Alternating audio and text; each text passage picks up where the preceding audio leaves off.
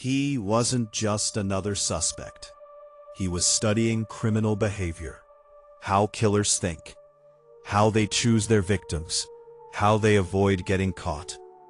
And then, 4 college students were found murdered. And somehow, his name ended up at the center of it all. November 13th, 2022, Moscow, Idaho.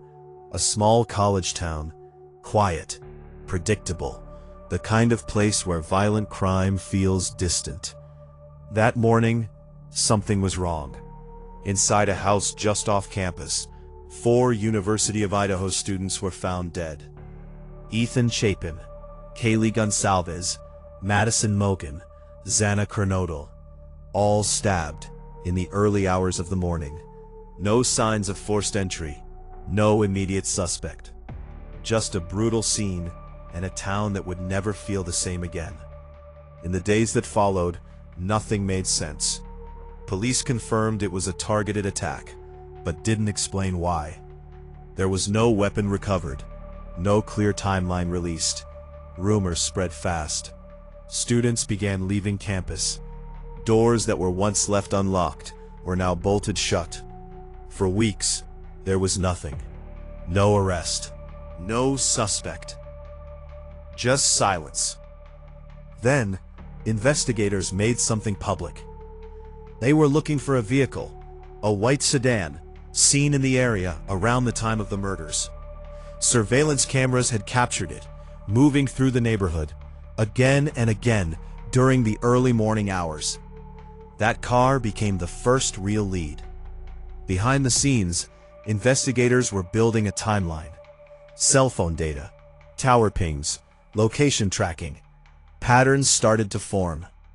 A phone moving near the victim's house on multiple occasions before the murders. Late at night, early in the morning. And then, on the night of November 13th, that phone went silent. No activity, no signal, until hours later when it reappeared, moving away from the area. That digital trail led to one name: Brian Koberger, a PhD student in criminology, studying just miles away. He wasn't a known criminal. He wasn't on anyone's radar. But what stood out was what he studied: criminal behavior of offenders. Reports surfaced that he had asked questions online about how criminals think, how they feel during the act. It wasn't proof, but it was enough to take a closer look. Then came the detail that changed everything.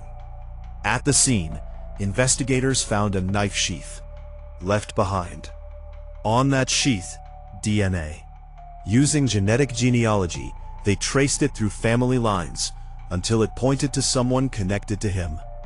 Surveillance followed. In Pennsylvania, investigators collected discarded DNA from his family's trash. It matched. December 30th, 2022. In the early hours of the morning, police moved in. Brian Koberger was arrested. No resistance, no public statement, just a quiet arrest for a crime that had shaken an entire country. Investigators believe he had been in the area before, that he may have been watching, that the house was not random. But even now, many questions remain.